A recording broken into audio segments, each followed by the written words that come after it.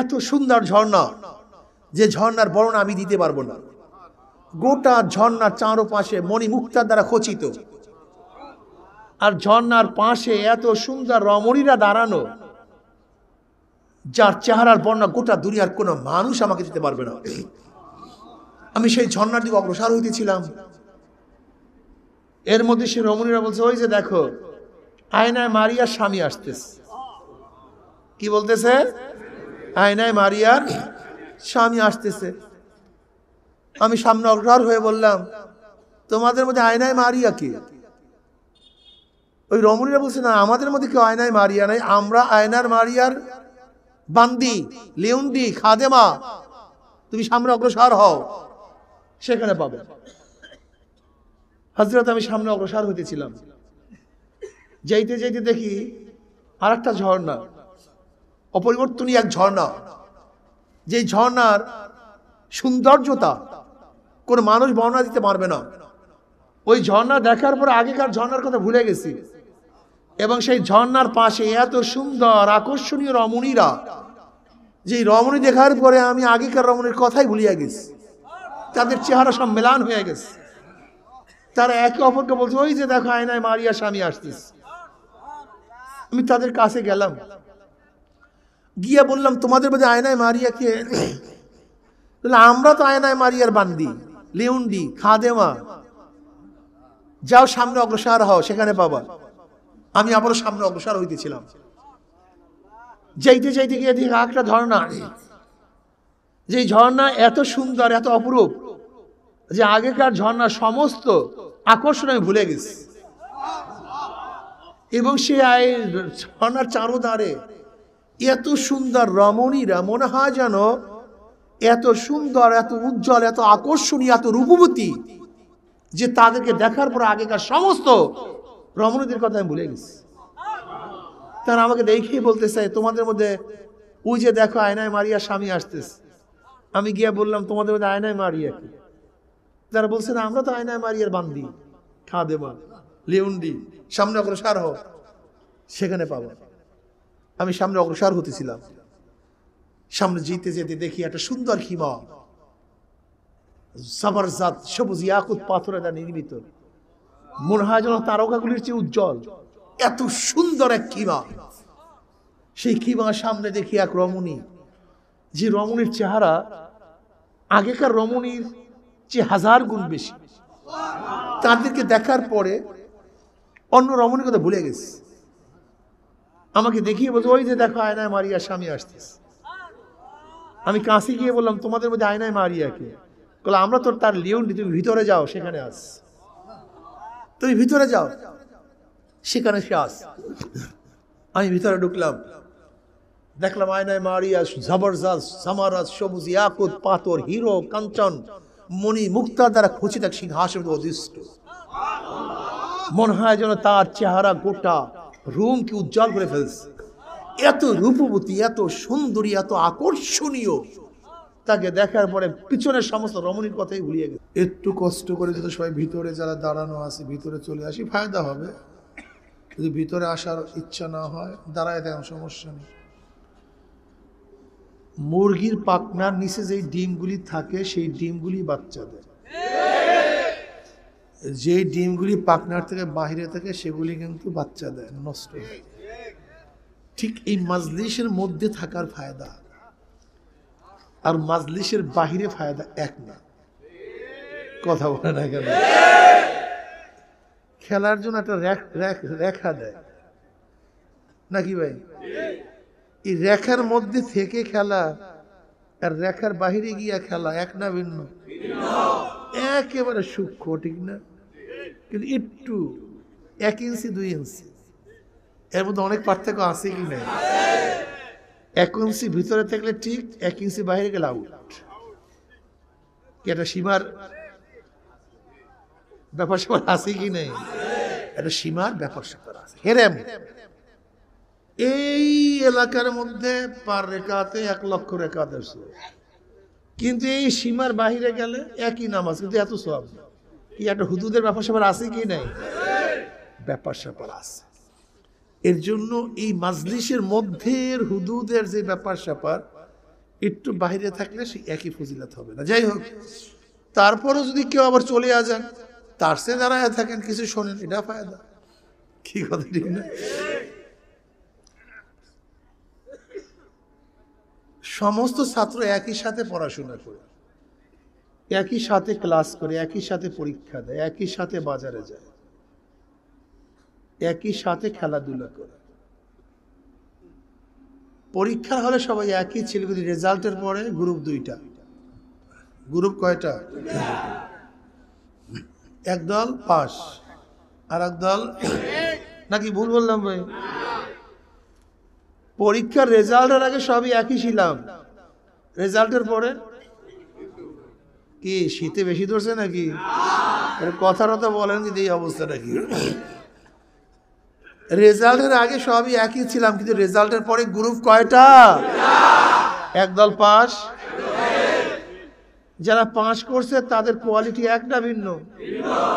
কেউ 100 প্রত্যেক সাবজেক্ট, কেউ 90, কেউ 80, কেউ 70, কেউ 60, কেউ 40, কেউ 33, সবই পাস, কোয়ালিটি একটা। Golden, A plus, A B C, যদিও পাস, কোয়ালিটি এক না, বহু ডিফারেন্স। বেতনের বহু ডিফারেন্স, সম্মানের অনেক ডিফারেন্স, মর্যাদার অনেক ডিফারেন্স। ঠিক আজকে এখানে যারা আছি সবাই মাজলিসের বয়ান শোনার ব্যাপারে এক, দুনিয়াতে থাকার ব্যাপারে এক, বাজারে যাওয়ার ব্যাপারে এক, ঘরে থাকার ব্যাপারে এক, সবাই এক, কিন্তু মৃত্যুর পরে গ্রুপ দুইটা। মৃত্যুর পরে গ্রুপ কয়টা ভাই? আমার বক্তব্য না, আল্লাহ পাক নিজেই বলেন ফারিকুন ফিল জান্নাতি ওয়া ফারিকুন ফিস সাইদ। একদল জান্নাতি আর একদল জাহান্নামী, একদল আর একদল। কি কথা বিশ্বাস হয়? না হলে কিছু আসে যায় না, সমস্যা নেই, এদেশে বেঈমান থাকবে। যেহেতু আল্লাহ পাক নিজেই বলছেন একদল জান্নাতি আর একদল জাহান্নামী, কাজে জাহান্নামী লোক থাকবে কি থাকবে না? এটা আপনার কিছু করার নেই, জাহান্নামী লোক থাকবেই, ফিরাবার কিচ্ছু নাই। যেটা আল্লাহ নিজে দেখে ফারিকুন ফিল জান্নাতি ওয়া ফারিকুন ফিস সাইদ, জাহান্নামী নাই থাকতো আল্লাহ পাক বললেন কেন? তা জাহান্নামী থাকবেই। আপনি বিশ্বাস না করেন আমার কিছু আসে যায় না, সবাই বিশ্বাস করবে ব্যাপারটা এরকমও না, সবাই বিশ্বাস করেও না। নবী নূহ আলাইহিস সালাতু ওয়াস সালাম বিশ্বাস করছেন, তার ছেলে বিশ্বাস করেনি। নবী ইব্রাহিম আলাইহিস সালাতু বিশ্বাস করছেন, তার বাবা বিশ্বাস করেনি। নবী লূত আলাইহিস সালাতু বিশ্বাস করছেন, তার স্ত্রী বিশ্বাস করেনি। ইকরামা রাদিয়াল্লাহু তাআলা বিশ্বাস করছেন, তার বাবা আবু জাহাল বিশ্বাস করে নাই। আবু তালেব বিশ্বাস করে নাই, কিন্তু তার ছেলে আলী ও মুর্তজা রাদিয়াল্লাহু বিশ্বাস করেছেন। হ্যাঁ, খালিদ বিন ওয়ালিদ, খালিদ রাদিয়াল্লাহু বিশ্বাস করছেন, তার বাবা বিশ্বাস করে নাই। বেলাল হাবশির মতো গোলাম তো বিশ্বাস করছেন, কিন্তু তার মালিক কেউ করবে, কেউ এতে কিচ্ছু আসে যায় না। বাবাই করছে, ছেলে করে নাই, ছেলে করছে, বাবাই করে নাই, স্ত্রী করছে, স্বামী করে নাই, স্বামী করছে। আসি আলাইহিস সালাতু বিশ্বাস করছে, কিন্তু তার স্বামী ফেরাউন বিশ্বাস করে। এতে কিছু আসে যায় না। আপনার ছেলেও না করতে পারে, আপনার বাবাও না করতে পারে, আপনার বড় ভাইও না করতে পারে, আপনার ছোট ভাইও না করতে পারে। আশ্চর্য হওয়ার কিচ্ছু নেই। কথা ক্লিয়ার তো ভাই? একদল জান্নাতি আর একদল কি? মাশাআল্লাহ। জান্নাতে যাওয়ার দিক থেকে, জান্নাতি হওয়ার দিক থেকে সবাই এক, কিন্তু কোয়ালিটি এক না। এই যে শোনেন না, 8টা জান্নাত শুনছেন? 8টা জান্নাত। জান্নাত কয়টা? এই 8টা জান্নাত বুঝেন? 8টা জান্নাত, 8টা কোয়ালিটি, 8টা মর্যাদা। 8টা জান্নাত, এ প্লাস এক মর্যাদা, গোল্ডেন এক মর্যাদা, এ এক মর্যাদা, এ মাইনাস এক মর্যাদা, বি এক মর্যাদা, সি এক মর্যাদা। ঠিক এই জান্নাতের মধ্যে 8টা কোয়ালিটি, 8টা মর্যাদা। আপনি কি জানেন এক মর্যাদার মধ্যে আর এক মর্যাদার পার্থক্যটা কি? নবী আলাইহিস সালাতু ওয়াস সালাম ফরমান, এক জান্নাতের মধ্যে আর এক জান্নাতের মর্যাদার পার্থক্য জমিন থেকে আসমান যত পার্থক্য, এক জান্নাতের মধ্যে আর এক জান্নাতের মর্যাদার এই পরিমাণে পার্থক্য হয়ে যাবে। বিশ্বাস হয় না, কথা সহজ। একই ব্র্যান্ডের দুইটা মোটরসাইকেল, একই ব্র্যান্ডের, একই কোয়ালিটির, একই ব্র্যান্ডের দুইটা গাড়ি, ল্যামোজিন, মার্সিডিজ, বিএমডব্লিউ, একই ব্র্যান্ডের। এই আপনাদের এক্সপ্রেস ওয়ে রাস্তার থেকে একটা গাড়ি তার গন্তব্যস্থানে 50 বছর আগে রওনা করছে। কত বছর? আর একটা গাড়ি 50 বছর পরে রওনা করছে। আচ্ছা বলেন তো, 50 বছর আগে যেই গাড়ি রওনা করছে, 50 বছর পরের গাড়ি সে আগের গাড়িকে ধরতে পারবে? কেন? তোমারও যে রোড তার একই রোড, তোমারও যে সিসি তার একই সিসি, তোমার যে কোয়ালিটি গাড়ি তার একই কোয়ালিটি, কিন্তু পাবা কিভাবে? সে তো 50 বছর আগে রওনা করছে, তুমি তো 50 বছর পরে রওনা করছে, ধরবা কিভাবে? এবার আসুন তো, যে যুবকটা 50 বছর আগে জান্নাতে রওনা করছে আর যেই মুরব্বী 50 বছর পরে জান্নাতে রওনা করছে, দুজনের কোয়ালিটি এক? এটা হয় কম তো? হ্যাঁ, একটা যুবক 50 বছর আগের থেকে টুপির অ্যাকাউন্ট খুলছে, টুপির ন্যাক অ্যাকাউন্ট। কি অ্যাকাউন্ট ভাই?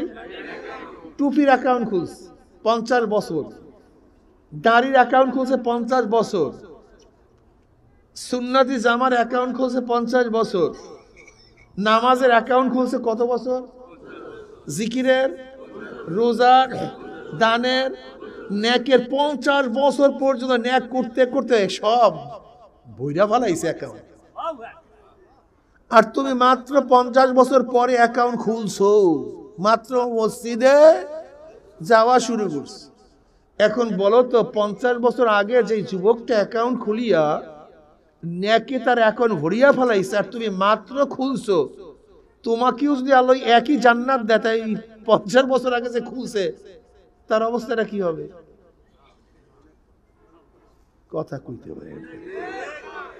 আমি বলছি না তুমি জান্নাতে যাবা না, এই কথা বলছি না, আমি এই কথা বলছি না তুমি নাজাত পাবা না, কিন্তু যে যুবকটা তার জৈবন মাওলার পথে কাটায়া দিছে, আর তুমি সিদ্দিকবার আকাঙ্ক্ষা করার পরেও একই জান্নাতে যাবা, যুক্তিতে বলে এটা হয় না রে পাগল, এটা হয় না। যে 90-95 মার্কস পাইছে তাকেও যে মর্যাদা দেওয়া হবে, আর তুমি 33-40 পেয়ে একই মর্যাদা কিভাবে কামনা করো? আমি তো বুঝি না। সাবআতুন ইযিল্লুহুমুল্লাহু ফি যিল্লিহি ওয়া মা লা যিল্লা ইল্লা যিল্লুহু, আল ইমামুল আদিল ওয়াশ-শাবুন নাশা ফি ইবাদাতিল্লাহ। যে যুবকটা তার জৈবন আমার মাওলার ইবাদতে কাটায় দিছে। শায়েখ আব্দুর রহমান রাহমাতুল্লাহ আলাইহি বয়ান করেন, ইন্নাল্লাহা আশতারা মিনাল মুমিনিনা আনফুসাহুম ওয়া আমওয়ালাহুম বিআন্না লাহুমুল জান্নাহ। যুদ্ধে যাবেন, জিহাদে যাবেন, ফজিলত বয়ান করতেছেন। কি বয়ান করতেছেন? যদি যুদ্ধে যাও তা তোমার জন্য আল্লাহ পাক এই জান্নাত দিবেন। আল্লাহ পাক জান মালের বিনিময় জান্নাতকে বিক্রি করে দিচ্ছে। তোমরা দিবা জান এবং মাল, আল্লাহ দিবে কি? তোমরা দিবা জান, মাল, আল্লাহ দিবে জান্নাত। এক যুবক ছিল সেই মজলিসের মধ্যে, লাভ দিয়ে দাঁড়ায় গেছে। শায়েখ, আমি আমার জান মালের বিনিময় আল্লাহর জান্নাত কিনে ফেলাইছি। যে আল্লাহ বিক্রি করছে, কিসের বিনিময় বিক্রি করছে? আমি জান মালের বিনিময় কিনে ফেলাইছি। শায়েখ আব্দুর রহমান রাহমাতুল্লাহ আলাইহি বলেন, যুবক তুমি কি জানো ছুরির আঘাত কত তীক্ষ্ণ, কত কঠিন, কত যন্ত্রণা দাও? তুমি পারবা না, আবেগী হয় না। যুবক বলতেছে, যা বিক্রি করছি তো করছি, যা কিনছি তো কিনছি, কোনো আবেগ টাবেগ নেই, সারাসারি নেই, কোনো সারাসারি নেই। ওই যুবকের বাবা মারা যাওয়ার কারণে অল্প বয়সে বহু সম্পত্তির মালিক হয়েছে, সব নিয়ে হাজির। শায়েখ আব্দুর রহমান রহমতুল্লাহ আলাইহি বলেন, আমরা রোমের দিকে রওনা করলাম যুদ্ধ করার জন্য। ওই যুবক সারা রাত্র ইবাদত করে, সারাদিন রোজা রাখে। সে তো কি করছে, জান্নাত কিনছে, কিসের দুনিয়া ফুনিয়া হাবি যাবি। সে সারা রাত্রে ইবাদত করে, সারাদিন রোজা রাখে, আল্লাহ আল্লাহ জিকির করে, যুদ্ধের ময়দানে চলতেছে। শায়েখ আব্দুর রহমান রহমতুল্লাহ বলেন, আমরা কাফেলা রোমে পুষিয়া গেলাম। কোথায় পুষলাম? রোমে পুষিয়া গেলাম। আমরা অনেকদিন চিন্তা করলাম যে ছেলেটাকে কি ভূতে টুতে পাইলো কিনা, জিনে ভূতে পাইল কিনা, মাথা গন্ডগোল হইল কিনা, এর অবস্থা তো খারাপ। আমরা একটু বিশ্রামে গেলাম। হঠাৎ যুবক লাফ দিয়ে উঠা বলতেছে, আমার আয়নায় মারিয়া কই, আমার আয়নায় মারিয়া কই। কোথায় আমার আয়নায় মারি? আমি তো সহ্য করতে পারতেছি না। আমার সাথীরা বলতেছে যে ছেলেটা আসলে মাথা খারাপ হয়ে গেছে, ওকে জিনে ভূতে পাইছে। শায়েখ আব্দুর রহমান রহমতুল্লাহ বলেন, আমি তার কাছে গেলাম, গিয়া বললাম, হে আমার বৎস, আমার সিনুসবাদ, আয়নায় মারিয়া কি? বলে, শায়েখ, এইমাত্র আপনাদের সাথেই আমি শুয়েছিলাম, হঠাৎ আমি স্বপ্নে দেখতিস, হঠাৎ স্বপ্নে দেখতিস একটা ঝর্ণা, এত সুন্দর ঝর্ণা যে ঝর্ণার বর্ণনা আমি দিতে পারবো না। গোটা ঝর্ণার চারপাশে মণিমুক্তার দ্বারা খচিত, আর ঝর্ণার পাশে এত সুন্দর রমণীরা দাঁড়ানো, যার চেহারার বর্ণনা গোটা দুনিয়ার কোনো মানুষ আমাকে দিতে পারবে না। আমি সেই ঝর্ণার দিকে অগ্রসর হইতেছিলাম। এর মধ্যে সে রমণীরা বলছে, ওই যে দেখো, আয়নায় মারিয়ার স্বামী আসতেছে। কি বলতেছে? আয়নায় মারিয়ার স্বামী আসতেছে। আমি সামনে অগ্রসর হয়ে বললাম, তোমাদের মধ্যে আয়নায় মারিয়া কি? ওই রমণীরা বলছে, না, আমাদের মধ্যে কেউ আয়নায় মারিয়া নাই, আমরা আয়নার মারিয়ার বান্দি, লিউন্ডি, খাদেমা। তুমি সামনে অগ্রসর হও, সেখানে পাবে। হযরত আমি সামনে অগ্রসর হইতেছিলাম, যাইতে যাইতে দেখি আর একটা ঝর্ণা, অপরিবর্তনীয় এক ঝর্ণা, যে ঝর্ণার সৌন্দর্যতা কোনো মানুষ বর্ণনা দিতে পারবে না। ওই ঝর্ণা দেখার পর আগেকার ঝর্ণার কথা ভুলে গেছি, এবং সেই ঝর্ণার পাশে এত সুন্দর আকর্ষণীয় রমণীরা, যে রমণী দেখার পরে আমি আগেকার রমণীর কথাই ভুলিয়া গেছি। তাদের চেহারা সব মেলান হয়ে গেছে। তারা একে অপরকে বলছে, ওই যে দেখো, আয়নায় মারিয়া স্বামী আসতেছে। আমি তাদের কাছে গেলাম, গিয়া বললাম, তোমাদের মধ্যে আয়নায় মারিয়া কে? আমরা তো আয়নায় মারিয়ার বান্দি, লিউন্ডি, খাদেমা। যাও সামনে অগ্রসর হও, সেখানে পাবা। আমি আবারও সামনে অগ্রসর হইতেছিলাম। যাইতে যাইতে গিয়ে দেখি একটা ঝর্ণা, যে ঝর্ণা এত সুন্দর, এত অপরূপ, যে আগেকার ঝর্ণা সমস্ত আকর্ষণ আমি ভুলে গেছি। এবং সে ঝর্ণার চারোধারে এত সুন্দর রমণীরা, মনে হয় যেন এত সুন্দর, এত উজ্জ্বল, এত আকর্ষণীয়, এত রূপবতী, যে তাদেরকে দেখার পর আগেকার সমস্ত রমণীদের কথা আমি ভুলে গেছি। তারা আমাকে দেখেই বলতেছে, তোমাদের মধ্যে ওই যে দেখো, আয়নায় মারিয়া স্বামী আসতেছে। আমি গিয়া বললাম, তোমাদের মধ্যে আয়নায় মারিয়া কি? তারা বলছে, না, আমরা তো আয়নায় মারিয়ার বান্দি, খাদেমা, লিউন্ডি। সামনে অগ্রসর হও, সেখানে পাবো। আমি সামনে অগ্রসর হতেছিলাম। সামনে যেতে যেতে দেখি একটা সুন্দর খিমা, জবরদস্ত সবুজ ইয়াকুত পাথরে তা নির্মিত, মনে হয় যেন তারকাগুলির চেয়ে উজ্জ্বল। এত সুন্দর এক খিমা। সেই খিমার সামনে দেখি এক রমণী, যে রমণীর চেহারা আগেকার রমণীর চেয়ে 1000 গুণ বেশি। তাদেরকে দেখার পরে অন্য রমণীর কথা ভুলে গেছে। আমাকে দেখিয়ে বলছে, ওই যে দেখো, আয়নায় মারিয়া স্বামী আসতেছে। আমি কাছে গিয়ে বললাম, তোমাদের মধ্যে আয়নায় মারিয়া কে? বলে, আমরা তো তার লিউন্ডি, তুমি ভিতরে যাও, সেখানে আস। তুমি ভিতরে যাও, সেখানে সে আস। আমি ভিতরে ঢুকলাম, দেখলাম আয়নায় মারিয়া জবরদস্ত সামারাত সবুজ ইয়াকুত পাথর, হিরো, কাঞ্চন, মণি মুক্তা দ্বারা খচিত এক সিংহাসন অধিষ্ঠ। মনে হয় যেন তার চেহারা গোটা রুমকে উজ্জ্বল করে ফেলছে। এত রূপবতী, এত সুন্দরী, এত আকর্ষণীয় তাকে দেখার পরে পিছনের সমস্ত রমণীর কথাই ভুলিয়ে গেছে, মনেই নেই, মনে হয় তারা কোনো রমণীই না, এত উজ্জ্বল এত সুন্দর। আমি যাওয়ার পরে আমাকে আহলান ওয়া সাহলান জানালেন। আমি তার দিকে হাত বাড়ালাম, বললেন এখনো সময় হয়নি, তোমার মধ্যে এখনো দুনিয়ার রুহ আছে। শাইখের মধ্যে আমার আজকে ইফতারির সময় তোমার সাথে মোলাকাত হবে। কোন সময়? ইফতারির সময় তোমার সাথে মোলাকাত হবে। শাইখ আমি আর সহ্য করতে পারতেছি না, আয়নায় মারিয়া। শাইখ আব্দুর রহমান বলেন যে আমরা এই কথোপকথন করতেছিলাম, ওই যুবকটা স্বপ্নের বর্ণনা আমাকে দিচ্ছিল, এর মধ্যে শত্রুপক্ষ আমার উপর আক্রমণ করলো, আমাদের উপর আক্রমণ করলো। আমরা সবাই ঝাঁপিয়ে পড়লাম, যুবক তলোয়ার নিয়ে ঝাঁপিয়ে পড়ছে। যুদ্ধ করতে করতে করতে করতে সে শহীদ হয়ে গেছে। আমি তার কাছে গিয়ে দেখলাম তার ঠোঁটের মধ্যে হাসি, খুশি। আমি তার কপালে চুমা দিলাম। আমি বুঝলাম যে আল্লাহ পাক রব্বুল আলামিন তার জান মালের মোকাবিলায় আল্লাহ পাক তাকে জান্নাত দিয়া দিছে। বিশ্বাস করছে, ইন্নাল্লাহ আশতারা মিনাল মুমিনিনা আনফুসাহুম ওয়া আমওয়ালাহুম বিআন্না লাহুমুল জান্নাহ। ঈমান ভিন্ন জিনিস। যারা ঈমানের সাথে কাজ করছে তারা দুনিয়া বসে জান্নাত নজরে দেখছে। কি কথা ঠিক না?